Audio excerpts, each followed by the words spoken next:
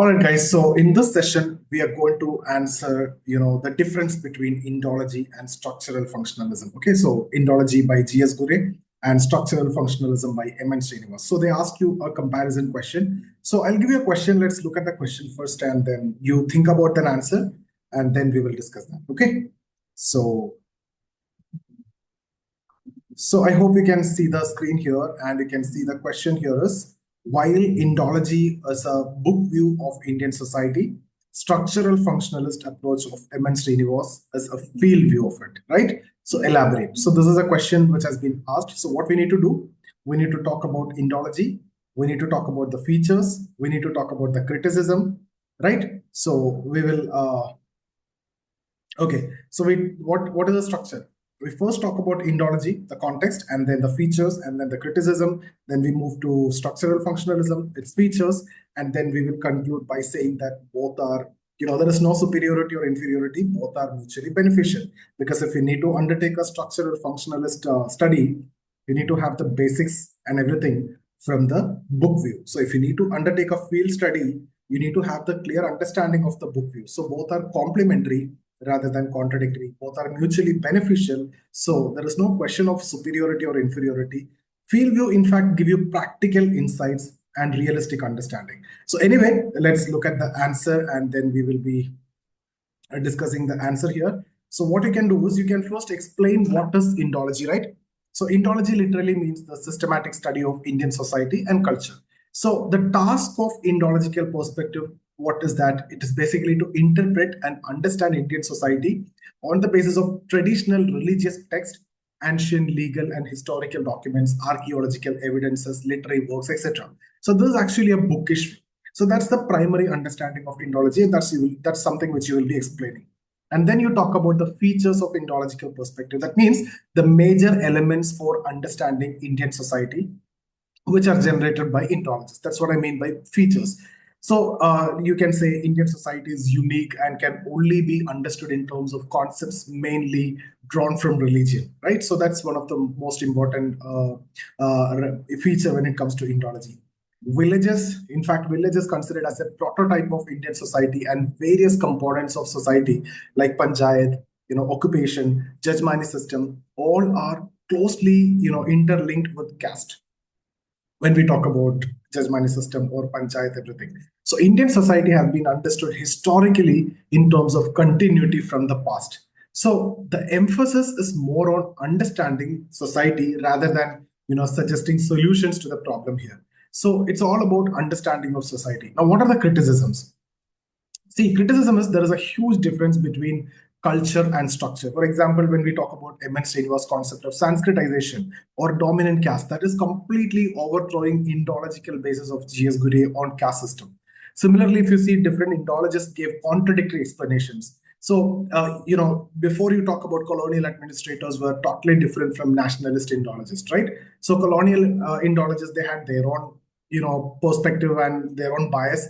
Nationalist Indologist, their understanding is based on nationalist bias, right? So there is again a clear-cut distinction, or contradictory explanations have been given Indologists themselves. Again, the authenticity of religious texts, from where these Indological source or the Indologists took their material, as in itself is questionable. So that authenticity is another criticism. So they did not focus much on field studies. Of course, it is not there. That is another criticism. So now let's talk about structural functionalism. When we talk about structural functional perspective, these studies, or they study particular object or phenomena in the context of functions that it fulfill to maintain a particular structure.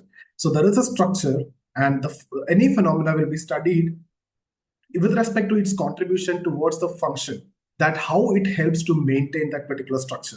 So the use of structural functional perspective was dominant in 1940s, right? And is considered as an important development of when it comes to understanding Indian society.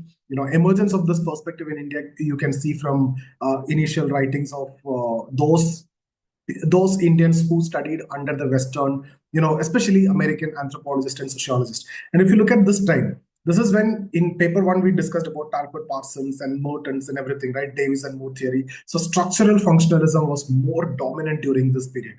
So MN Srinivas, if you see, he introduced structural functionalism. Like that's a mixture of field studies, right? And if you see UK, they focus more on field studies, and then US, they focus more on structure.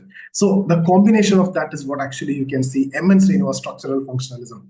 And if you see the relevance of this perspective, it is again increased with the establishment of welfare state, which required a realistic and holistic view of Indian society for the purpose of policy formation, especially after independence. So till then, bookish view is what required. Now, if you need to implement policies, if you need to take people out of poverty, if you need to fulfill the promises which has been given during the freedom struggle, right? So if you need to implement those, you need to have a realistic understanding, a holistic understanding of Indian society instead of just a bookish understanding. So that's why this perspective again became very dominant immediately after independence. Later, you will see development of Marxist perspective, because the state could not fulfill the promises and still poverty, inequality, and all those were there. So post 1960s, you will see emergence of Marxist perspectives again, that we can discuss later. But let's stick to the question now. What are the features of structural functional perspective? So the method of investigation was primarily field view. Here, you will go to the field and you will understand the reality, and it's an objective view. So see, when we talk about Indological view, that's a subjective view, right? Here it is more of an objective view. You are understanding the reality from the field. The ground reality is what you're studying. So there is an element of objectivity here. And this is a contextual approach, right? So you are looking at the fields and you are studying there. But if you see Indology, it's a textual approach. You are just reading and understanding the concepts from the text only. So caste you understand from text. So what you understood from the text is entirely different than what you understood from the field. That's where you talk about this dominant caste and Sanskritization and everything. So what you understood in text and what you see in the reality is different. So there is a concept of dominant caste. We'll talk about that. There is a concept of Sanskritization. These are not mentioned or not seen or not at all practical when it comes to the textual understanding. So Indology is about textual approach. And if you see structural functional approach, it's a contextual approach that is based on field study. Now, see, sociology of India, then sociology for India. That's how it is actually mentioned. And this perspective basically aimed to study patterns of relationship. So what are the underlying patterns and the social institutions like caste system, family, and everything in a holistic manner in the context of organization of Indian society, right? So, for example, MN Srinivas study of course that we can discuss in detail in that particular study when it comes to that context. So here, to answer this question, you just need to mention this example. So again, this perspective, if you look at it, it attempted to develop an interpretation of particular social institution in terms, if you see within a larger social context. So again, if you look at this perspective, it took into account, actual structural cleavages and social differentiation in the society. So that's a field view. So you'll be understanding the ground reality, not only a textual understanding. Again, this perspective emphasized on comparative understanding of various social institutions and their implication for wider society. So that's where, again, this is dominant if you consider with Indology. So again, if you look at this perspective, have been used along with other theoretical perspective also, which will help or which in fact become a multidisciplinary, approach, or it gave a multidisciplinary touch and thereby generating a complete and holistic, realistic understanding of Indian society. So what I want to tell you in conclusion is, see, text is ideal and tell you what ought to be. If you see context, it is real and tell you what it is. So in the case of structural functional approach, you will be knowing what it is. When we talk about caste, what it is in the field, what it is in the ground reality, what it is actually. There is a concept of Sanskritization. There is a concept of dominant caste. It's not that all the time the hierarchy is maintained. It's not always the Brahmins are superior. There is a concept of dominant caste. Even if you're at the lower strata, you can still become a dominant caste in a particular region. So textual view is what ought to be, but contextual view is what it is. So field study is telling you what it is, right? But textual view, Indology will tell you what it should be. Similarly, Indology will tell you that you cannot change your caste. You're born as a Brahmin, you end as a Brahmin. But the concept of Sanskritization, that will tell you this is the reality. You can change the caste through Sanskritization.